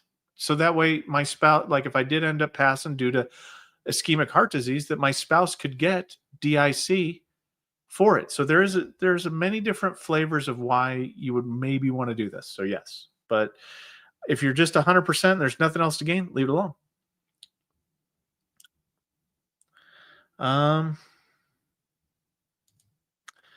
Yeah, I mean the salties. Yes, we're gonna call them the salties. They're the salty Marines. I like their videos. I watch a lot of YouTube, guys. I'm kind of a dork. I'm kind of a nerdlinger here. I watch a lot of YouTube. And yeah, like, do you know what I like about them? Is they're not trying to sell you anything, and they come with, they come with good information for their stuff. They're amenable to change, right? They'll change their opinion on something if it's wrong, and I like that because the thing that I don't like is, and I'm not talking about Dwayne guy. I'm talking about some of those other individuals that let me look them up here. I'm not going to say their names, but I want to look at their face here real quick. But it's like they're doing the gotcha 100% thing, like, hey, look, you could get 100% for PTS or for tinnitus, and like those guys, I don't really. And who has been on my computer? I got hibachi stuff on here. It's really weird, but I forgot what I was going with this, but I like it because they're not trying to gimmick you. They're not trying to gimmick you into clickbait you into anything. That's what I like about them. There's a few others too, but I like those two because they don't try to clickbait me. And they also help me to think of ideas to talk about things for videos because they come from a different perspective and our videos don't have to line up. But yeah, I understand you can't claim something that almost happened. Yeah, if you could. Um, hey Roger, and that reminds me. That actually reminds me of something. Hi Roger, how you doing? How are things? I wanted to ask Roger a question. I wanted to answer Roger's unanswered question that he asked me. As a testament to acknowledging my mental health, I read the comments hoping that someone else was going to rant. I guess everyone else knows what's in their record. Hell, I can't even get into the manual. And I'm sorry for that. Roger, I'm gonna go ahead and I'm gonna do a video just on how to get into the manual for you. Just because there might be other veterans out there that don't know how to get into the manual. And um, I also wanted to answer your question about past history of medications from your VA records. The way that you want to go about going into your VA records is you want to go to My Healthy Vet. Let me just Google this here. Let me go to My Healthy Vet login, sign into the account.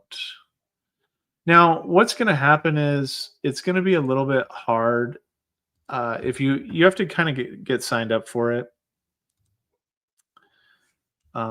This is the My Healthy Vet kind of login site here, and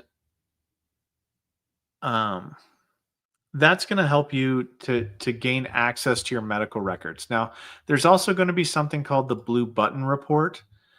That's where you can go and look at any one of your VA medical records anywhere, and you can see and you can kind of check boxes for it. If you want to look at medications, you want to look at your problem list, it'll generate a PDF for you.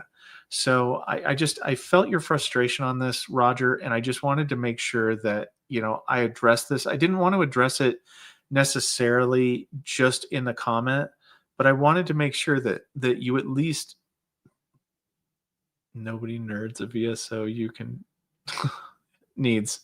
I like nerds though. I'm tapped at 2013. Oh, okay.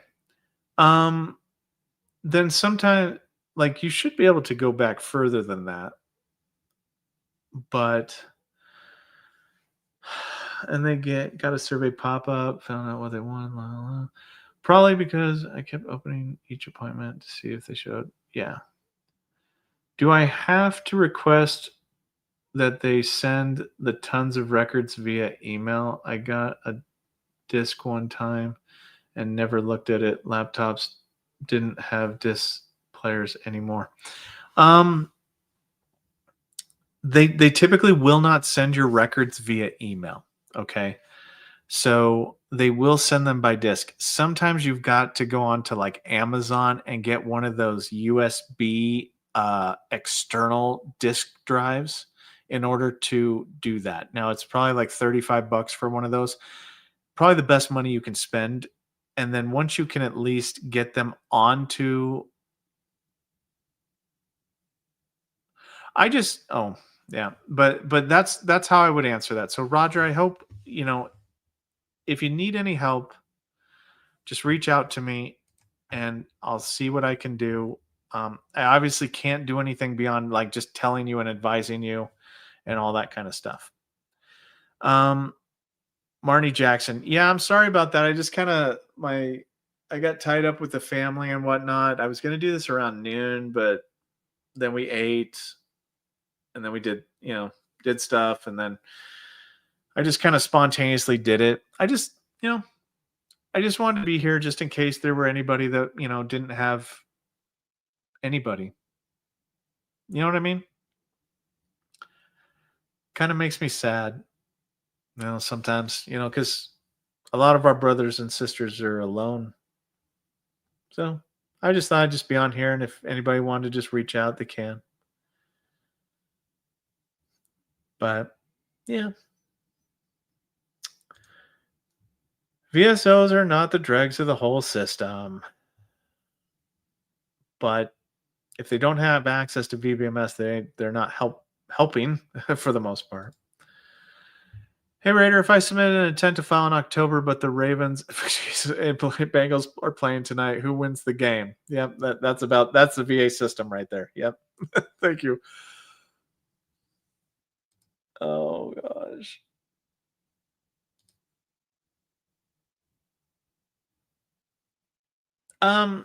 Okay. So Marnie, I'll try to help with this as much as I can here. Sometimes, if you are able to, you can go to the public contact department at the local VSO, or you can get your FOIA request. And oftentimes, now I am not an expert on this, so you take this with a grain of salt.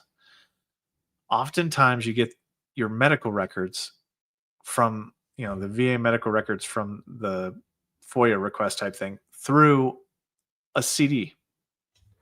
So you have to sometimes use creative reasoning to figure out how to get that, because not like you said, laptops these days, they do not have CDs, the spot for the CD. So sometimes you have to go onto Amazon and just buy an external CD drive. $35. But I mean, is typically what I saw it at. But yeah, so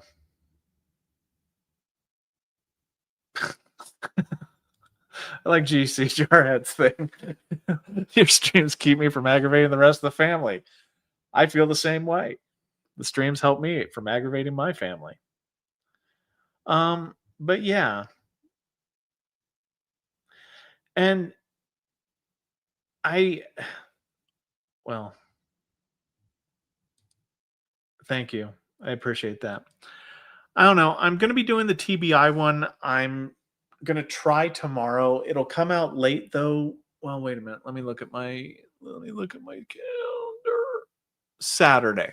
I'm going to do the TBI video on Saturday. So I will be putting out a criminally generic TBI video to start us out with the TBIs. Okay. And what are some of the other things I'm going to do? I'm going to do that video on the hardest elements for each theory video. Yeah, I like the buddy check skins for Eva. But yeah, whoa, my comments thing just flew up. I have 13 contentions. I like the fact that you use contentions, Patrick, Tells me you know more than you should. That word is an inside word. I have 13 contentions filed, 11 already decided, 2 in development with a suspense date. Can or will those claims get rated before the suspense date? They can. They definitely can. It all depends on when they're received, how, because what'll happen is they'll be given to a VSR. That VSR, the claims are given to an RO. That RO will put it into the pool. And then depending on how they divvy them up, typically there's a terminal digit number that coaches. This can't be generalized. This is just my regional office, but they use the terminal digits on the claim to determine which team gets that particular claim, and then the coach will assign that claim to to anybody, whoever gets it, and then that person's going to prioritize that claim in their queue. So there's a lot of moving parts as to when things will happen. So it's hard to really determine, any reasonable amount of certainty how long anything will take. I was alone today, but there is a piece in it. Yep, true. Daughter dropped me off a plate this evening after she had dinner with her mom. Yikes. Okay. So looking forward to your live stream tonight. Thanks, Raider. Well, thanks, John. And I'm looking forward to all you guys. I like spending time with you guys. No. Do you see the VA going with AI in the future to decide claims? No. Nope. I don't. AI is currently in its current state. It's horrible. But I mean, could it be a supplement? Well, could it help? Yeah, I mean, it could help organize the data for the Raider, but making the decision, no.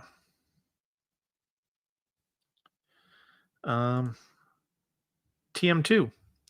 Thank you, Raider, for all that you do for the military community. You are a wealth of awesome information. Well, thank you. I appreciate that. And I appreciate all you guys. See you later, Doc, if you don't hear this. Thank you for sticking around.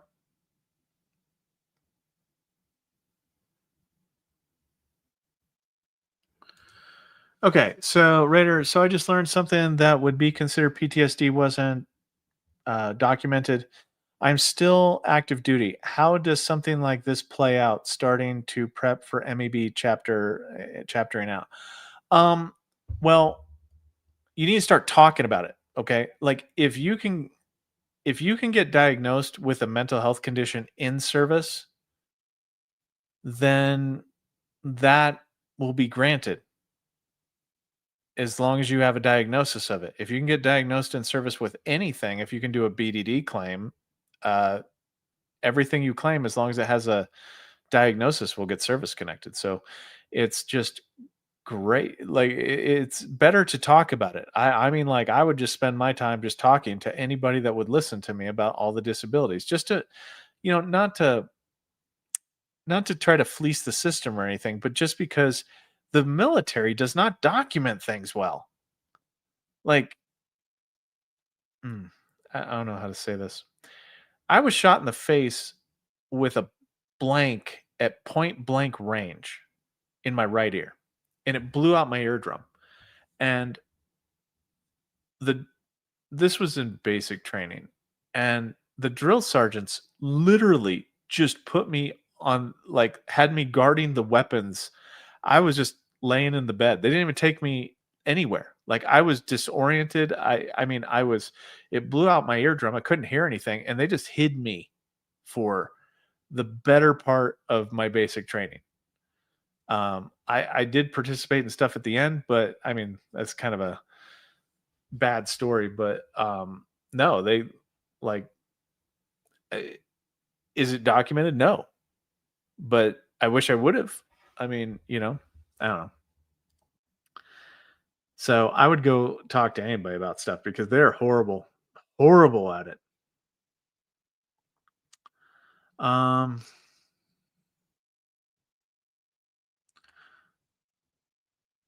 Patrick again. It can take a little while. Yeah, I mean 7 days isn't too scary. I mean they have typically a 5-day rule once it's assigned to somebody, but if it hasn't been assigned to anybody yet, then it'll sit on station for a little while. Like once we get to 10 days on station, then the regional the VSC manager might get, kind of invested in going, why is this here? I noticed there are no real informative videos for acquired Pez Cavus alone and with secondaries. I mean, I can do it. I'll probably have one person watch that video. I'll be honest with you, Pez Cavus is or Kravis. I want to say Pez Kravis. That's such a rare. Like I've only done one of those claims ever.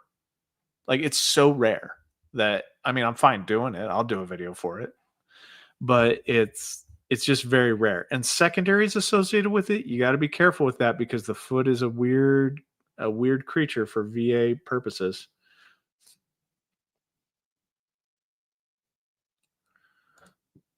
Okay, were you diagnosed before 2021? What here? Let me read the question. I got in trouble for not reading all the questions, but was diagnosed with PTSD due to fear of hostile military activity, but don't know if liberalizing law was considered. Liberalizing law can only be considered if you were diagnosed with PTSD prior to 2021. I like James here. James, thank you for this. National Archives will email them to you with a specific code to open them and save them to a computer. See, James, I don't know everything. Thank you for this. So, guys, listen to James here. James probably knows more than me on this. Yeah, I haven't had it. I have my record, so I haven't gone to it in a while. I hope you and your family had a meaningful Thanksgiving together. Yes, we did. So did the puppies. The puppies did. The process. They did. I got one of them over here is just a food coma laying next to me like a weirdo. I'm going to go here in 13 minutes. I'm going to call it at 2 hours, guys. So let me see here. My problem is I just found out about this specific event. Were you there? Okay, so this is Macross. This is one of the things you had to be there and witness that. Like, and I know that this sucks, and I'm sorry. Like, there's no nice way to go about this. If you didn't participate in the event, like you were not there, then that cannot count as a stressor for PTSD. Now, if it did happen that way, then I'm sorry that you went through that, but you have to have been at the same place at the same time and kind of witnessed it in order for it to count as a PTSD stressor. And I've mentioned this in therapy. Now, the caveat to this is if you get diagnosed with a disorder in service, then it counts. Like that, it's directly service connected, whatever they diagnosed you for. And hold on. And if it gets diagnosed in service, you don't need to prove the stressor because you were diagnosed in service, and that diagnosis will act as element 2. So we don't need the stressor to be conceded if you have a direct link that you were diagnosed in service. So element 1 and element 2 are in service. Cold War and Desert Storm sub vet here. Okay. I did my TBI and MDD CMP exam at the same time. It was supposed to be back to back, but it lasted less than 30 minutes. I didn't sit well with me, but I was happy to get it scheduled. Is this typical? I'm going to say for the TBI, no. For the MDD, yeah, that's fine. But the TBI should have been a lot longer. It's kind of weird. Maybe they just, I can't speculate on that, but it is weird. 30 minutes is not long enough to do a TBI screening. They usually take many, like hours. And they have to be done by a psychologist. Yeah. Raider, that's a horrible thing. Oh my God, I'm sorry that happened to you, but you're right. Lack of documentation is a thing. And it is. Like, they they are horrible at documentation. So it behooves the service members that are currently still in on active duty or active duty orders to, as you're getting out, report the things that happened. If you're, if you have time, report them, get treatment, do all the stuff.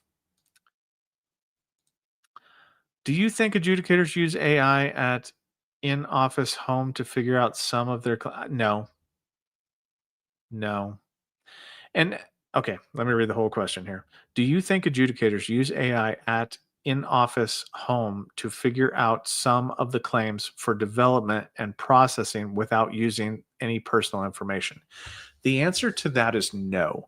And the reason why is because AI is currently not good at trying at layering the 38 CFR and the M21-1 manual and all of the inconsistencies with it. AI can get some things right, but it doesn't know how to stack.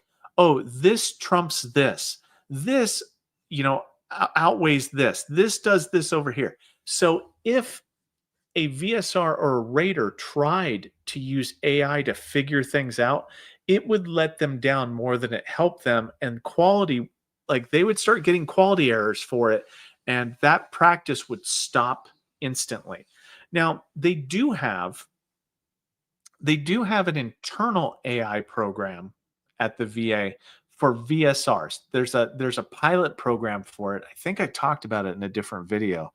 But there is a pilot program for them to go search through the manual to give the VSR all of the relevant manual references associated with the topic that they're trying to figure out. So it does do that, but it doesn't help them figure out anything. It organizes the information for them, so that way the VSR can go, oh, okay, that's what I need to do. But yeah, there's a distinction there that matters. Robert, hey Raider. While I wait for my DD-214 for final retirement, I realized I did not include my dependents, wife and kids, to my BDD claim. Should I add those when I submit my DD-214 or submit now? You submit now. Submit, yeah, the 686C form. You do that now. That is a now thing, Robert.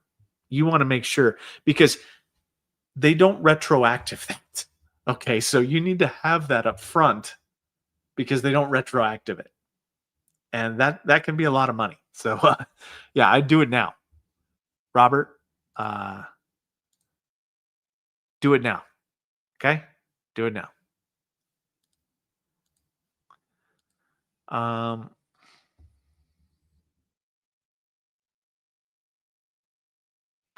Whoa. What happened there? I lost something. My former manager is now the Western U.S. office director. I mean, did they fail Upwards, Doc? Because I'll tell you right now, that is the one thing about the VA that I'm going to end on a rant. Okay, guys, I'm just going to end on a rant. I have never in my life seen an environment that allows people to fail upwards more than the VA. The VHA and the VA itself, the VBA. Both of those, I've worked in both of those environments, and both of those environments allow people to fail upwards. Now, back in the day, when I was a VSR, I applied for an RVSR position, and I had 8 ancillary duties. 8 of them. I had more ancillary duties than some teams had. Combined people. Most people only did 1 ancillary duty. I did 8. Okay.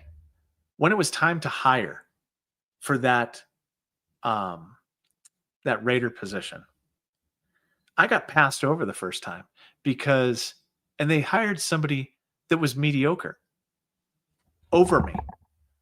And it really, like, if you want to hurt feelings, whenever I transitioned to a Raider, the only thing I ever did was QRT liaison.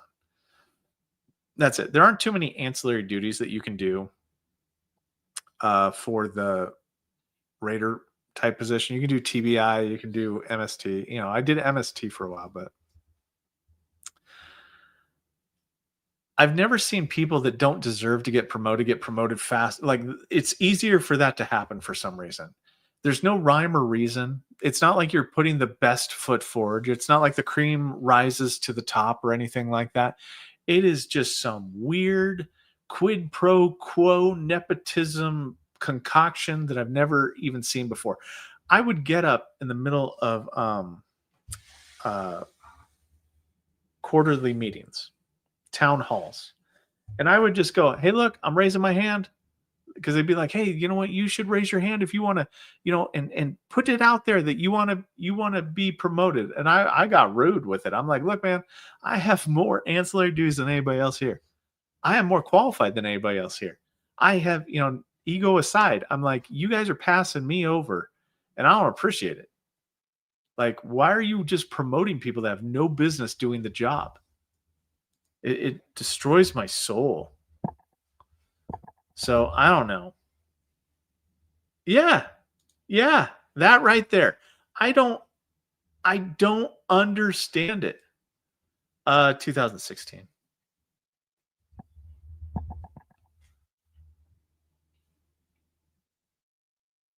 back in the day. So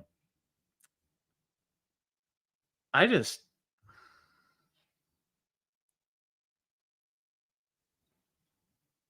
I don't know. And that's the thing. It's the best job in the world.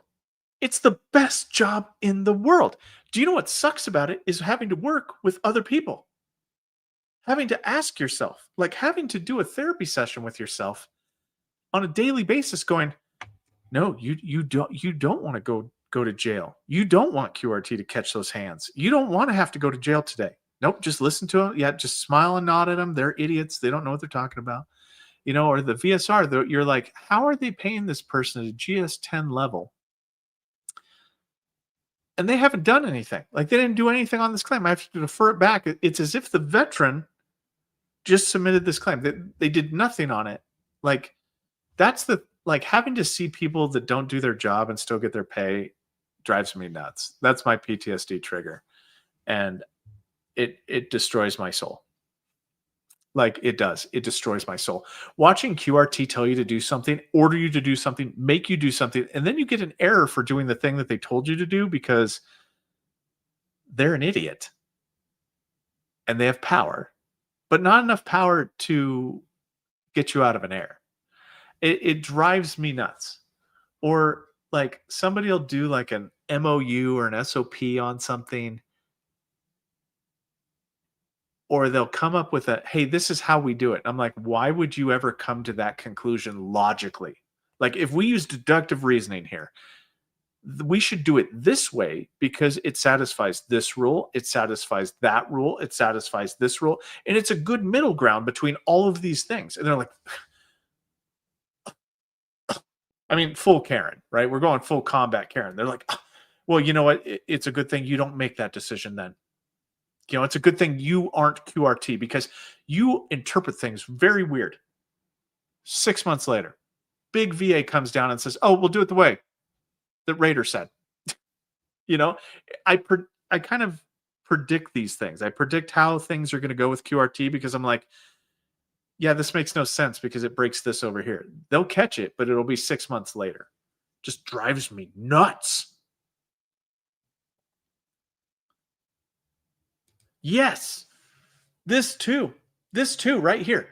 Like having to document in like third person, like narrate your day. It's like, I did not see, you know, it's better than being a VSR because VSRs have to write notes, right? They have to write notes about what they did and why they did it. Raiders don't have to technically do that because they write their notes in the rating decisions. But having to just say things to say them so that way QRT can't give you an error. It's like, hey, look, I applied this rule because of this thing right here, which if they knew how to do their fa la la job, then I shouldn't have to tell them this. But I have to tell them this because they're an idiot. And they won't know it. Like fatty liver is not a disability for VA purposes. So that's why I didn't raise it to issue, guys. And that one error still gets me where I'm like, I shouldn't have to tell you guys this. I shouldn't have to have the debate with you that fatty liver is something that you would have given me an error for if I actually did, like you want me to, send it for a secondary medical opinion, because fatty liver can never be granted.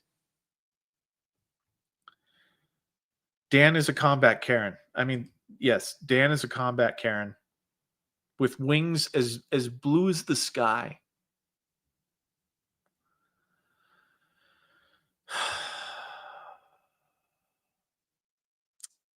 He drives me nuts.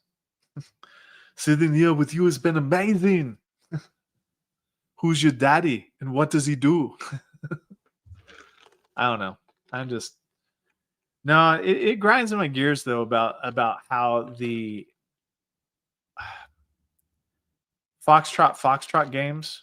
You ever heard of that in the military? The FF games. Like there's so many FF games in the VA. Busy work for no logical sense. It's like, hey, look, I know that you want to do your rating decision, but the duty to assist hasn't been satisfied. Well, yeah, but they're missing element two. There's no way on earth and under heaven it can ever be granted. Why are we doing this? Well, because we have to, and they could submit something. When has that ever happened? Well, never, but we have to. There's so much like red tape with certain things. Like, I don't know. I think part of the like Washington Post and I don't know if you like I watched was it Veterans Info Tap today about the OIG's reports just about all the wild nonsense that is just going on, just wild nonsense. Like the raider from California that somehow got millions of dollars paid to him to gin up people's claims. I'm like, oh my gosh. And that still drives me nuts. We're going into overtime on this one because I'm going to spend more time. But it drives me absolutely nuts that, like, a few videos back, whenever I was talking about how sometimes, and I have personally seen this, where raiders will go into your social media and they will see for certain specific disabilities whether or not there's fraud there or not. Like they'll use your social media. And some people came running in and going, that is not ever true. I've never ever seen that in my entire life. I've worked here for 79 years. When rocks were soft and God was a baby, I was here. I was here with Lincoln. Okay? Never seen it in my entire life. And yet we have news articles of a raider skimming $1 million, creating this thing. We have Puerto Rico. Oh, and that's another thing I was supposed to talk about. So somebody had asked me about, hey, what's with Puerto Rico? You keep talking about Puerto Rico. Why is Puerto Rico so bad? Well, Puerto Rico used to have this thing. Like Puerto Rico is a lot of the reason why private DBQs are under so much scrutiny is because they had this rule there. Like money works different there. I've been to Puerto Rico on a VHA type mission thing. But Puerto Rico has a different thing there where the money, they're American citizens, but it costs less to, like, the jobs are less there, the income's less there. So working at the VA is like a big deal because you live a lot better on a VA income there. Like the cost of living is technically lower there than it is anywhere else. So what's happening though is they have a different cultural set of norms there. And they had something called the ruler rule, where you could come into a doctor and they would have you put your records down, and based upon, they would take a like one of those old rulers, and they would put it next to your records, and based upon how many inches the medical records were, that's how much you had to pay them in hundreds of dollars. So if it was 4 inches high, then it would be $400. And because that's how they call it the ruler rule. But you would have it to where, now I know some CMP examiners down there that would go as far as to videotape their CMP exams, so that way nobody could say that they were doing it erroneously. And it had to do with how badly people were just defrauding. And we had a relatively recent, within the last 3 to 4 years, I want to say, we had a criminal conspiracy ring there that had to do with a coach, with a few raiders and whatnot, where they would do the same thing that the California guy did, where um, they would seek out veterans and have the veterans pay for a specific outcome, and the coach would make sure that their special raiders got the claims and then erroneously ginned up the outcomes to quid pro quo, pay to play. And I'm sorry, I thought I missed something, but yeah. Yeah, let's keep the political talk to a minimum if we can, please. But the oh,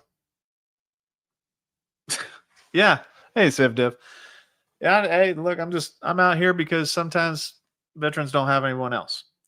But what happened with the Puerto Rico thing is they had this huge, I mean, just huge criminal ring of just defrauding the government and just basically a huge blemish on the entire VA system. And that's the first big time like conspiracy one. Now, the reason why I think that the raider in California, they've only indicted him, but he couldn't have done it alone. I mean, he technically could have, but typically he would need a coach to assign the work to him. So he had to be, in my opinion, cahoots with somebody else because we can't assign claims to ourselves. We just can't.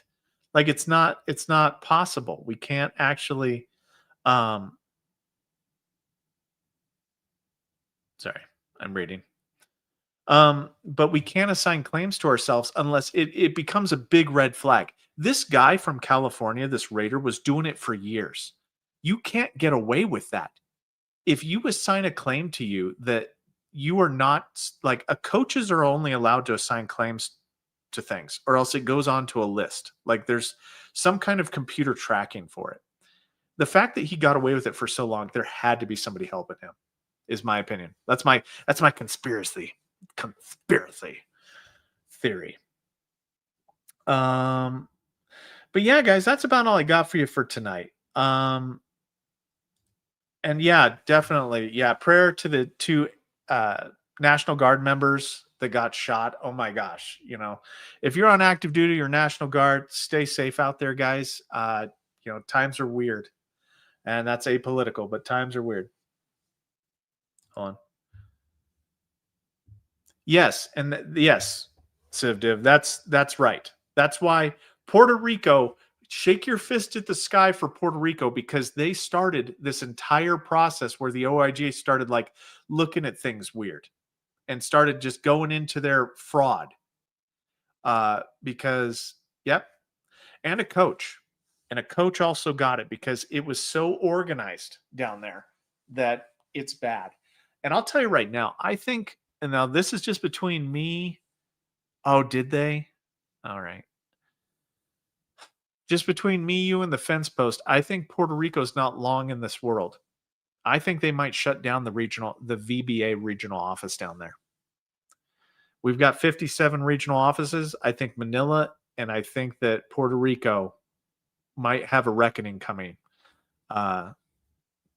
It's kind of scary, but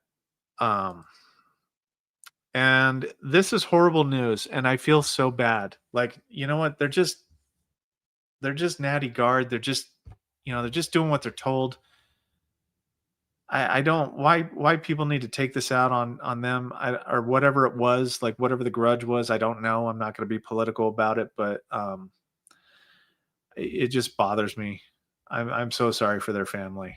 Um, you know, and the other one that got shot. I mean, this one, the female soldier passed away. But if you guys are on active duty, National Guard, anything like that, stay safe, please, because don't keep your head on a swivel. But yeah, that's about all I got for you guys tonight. I just wanted to do a Thanksgiving thing. If you don't got anybody, you can at least hang out with me. I'm gonna go spend some more time with my family, but we'll talk to you guys later. Anyway, Raider out.